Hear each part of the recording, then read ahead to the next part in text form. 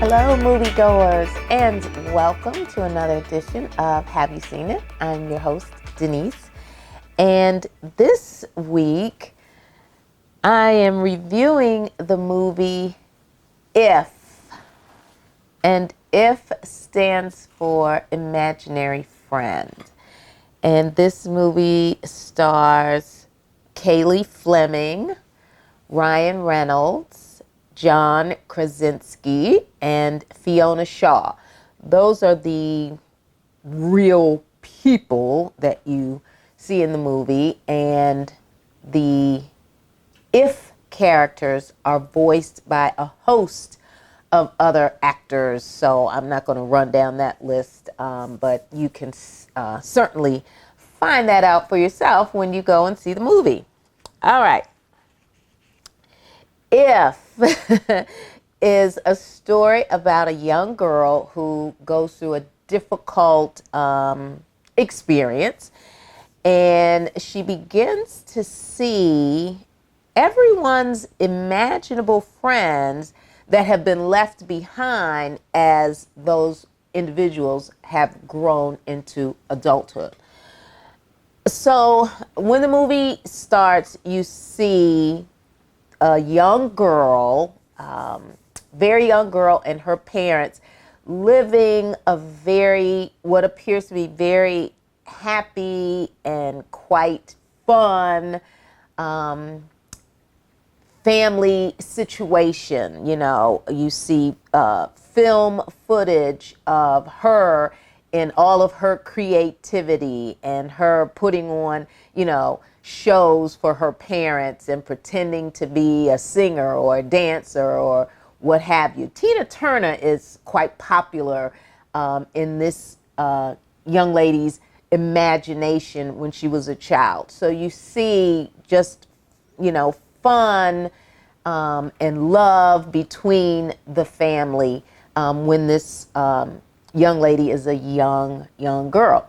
So there is a situation, again, an experience that she goes through, and I won't give away what it is, but it's kind of quite obvious as you kind of look at the montage of family photos of her and her parents together. So you fast forward, and now our young girl is now 12 years old, and she goes by the name of B.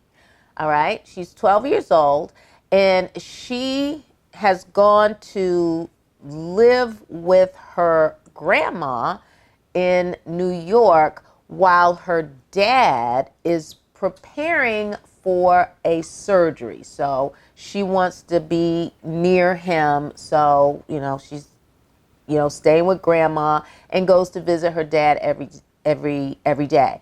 Now, it's unclear, and I was paying attention, it's unclear why Dad was in the hospital and what type of surgery he was about to have.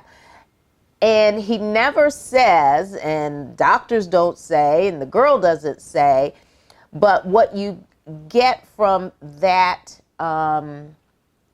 particular situation is he's just trying to keep everything lighthearted and fun and funny. And I guess because he really doesn't want the daughter to know exactly how serious his surgery is. Now, John Krasinski wrote and directed this movie, so you'll have to ask him why we don't know that bit level detail. All right, so as the young girl is, staying with her grandma, it's a home where she is very comfortable, because apparently if it's not her childhood home, it is a space where she spent a lot of time. So I'm thinking grandma's house. And so a lot of the toys that she played with, a lot of the arts and crafts that she created and that she made are in this space with grandma. And when grandma presents them to her, because she's a grandma, she's like, I'm not sure what 12-year-olds are into these days, but I know at one point you were into arts and crafts big time. And so the young bee tells grandma, I'm not into that stuff anymore. So as Bee is making her travels, back and forth to the hospital to visit her dad, she notices that something or someone is following her. She's got this feeling that I see something, over my shoulder or around the corner, but when I go to look, it's not there. All right. So this continues to happen until she kind of follows Ryan Reynolds' character and sees that he's doing something really, really strange in this big brownstone apartment building where she lives with her grandma. So you fast forward, the two meet, and that is when she finds out that he has a space in his apartment that's got all kinds of props and magical things, and it's just, you open this door and there's all of this imagination that he has created for himself.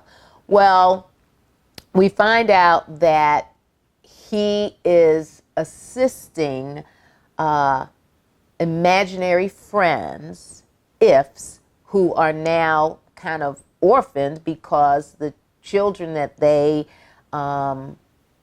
gave so much pleasure and, fun and imagination and so forth to are now adults. And so it's like there's no use for them. So he is running a retirement home, if you will, for ifs. And this retirement home is in the deep, deep depths of Coney Island. And so this is where Bee meets all of these different characters, and there are quite a few of them.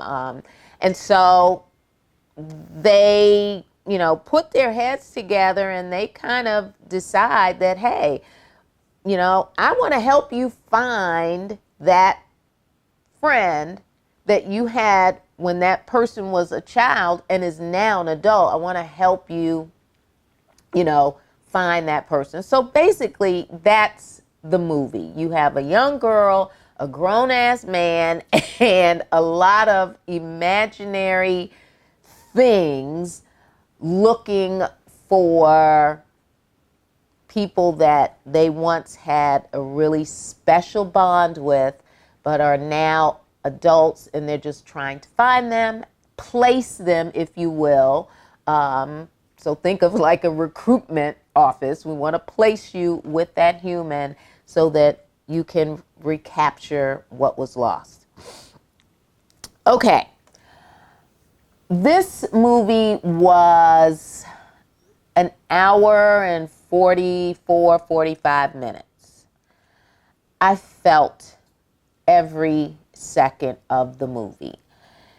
It was slow in some spots, and I'll be honest with you, I may have shut my eyes once or twice. Not for a long period of time, but I don't know if I was just tired and just, wanting the movie to end, or if it was just a very, very bland, mediocre kind of movie that I sat through.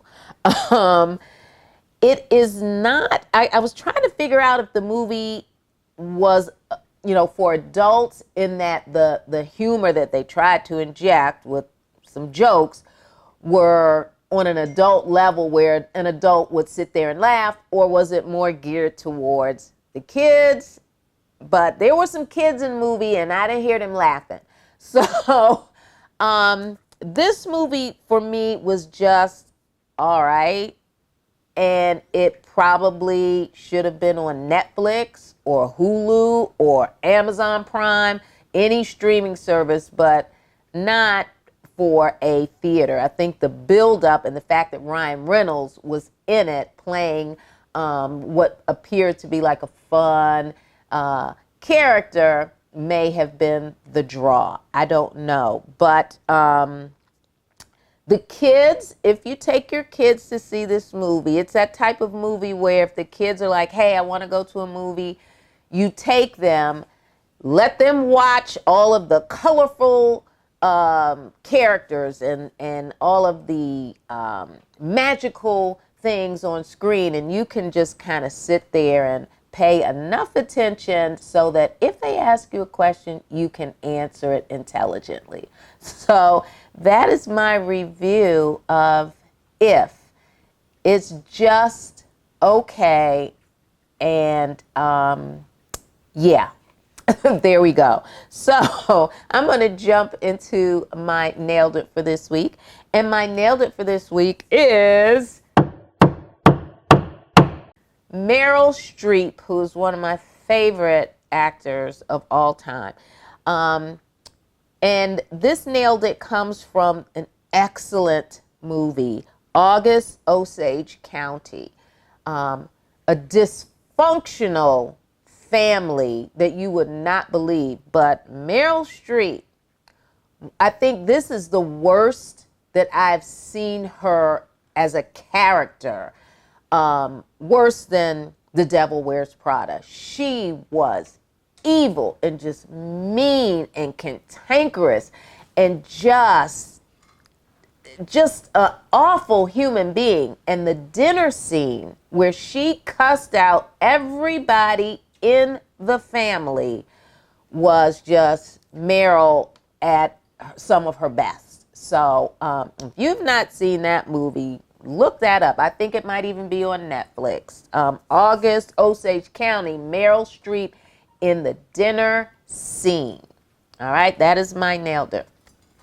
All right, folks, you can subscribe to our YouTube channel. Make sure you hit that like button.